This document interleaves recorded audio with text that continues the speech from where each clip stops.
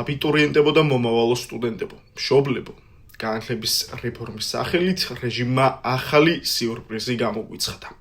უნივერსიტეტებში საგრანტო სისტემა უქმდება.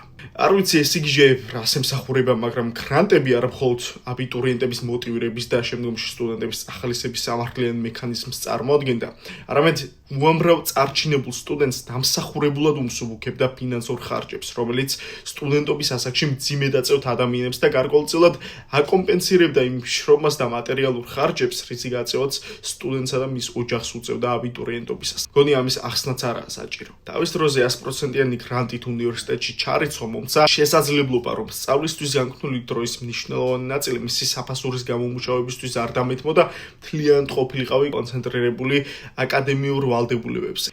ისევ ამათი დამსახურებით ქუჩაში დგომას რომ არ მომხდენოდა. 12 კლასის გაუქმება, საუნივერსიტეტო სწავლის დროის შემცირება, უნივერსიტეტების შენობების გაყიდვა და სტუდენტების გაუგებარი მიმართულებით გარეკვა, საგრანტო სისტემაზე უარის თქმა, ყოფილა ამათი განათლების რეფორმა. და ისევ ჩნდება ლოგიკური კითხვა. ხომ არ არის ამათი მიზანი მართლა გამოზარდონ ინტელექტის და განათლების ნაკლებობის მქონე, გლობალურ სოციალურ გარემოს მოწყვეტილი, მარტივად სამართავი მასა, რომ ორველისეული პრინციპით ყველაფერი საპირისპიროდ ეჩვენებოდეს ბატონის კარტახის თანახმად.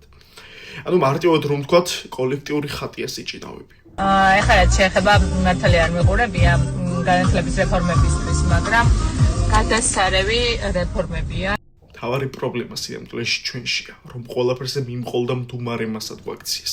ისე ატრიალებენ ამ ქვეყანას ჩვენს მომავალს, რომ წინააღმდეგობის გამწევიც არავინ დარჩათ.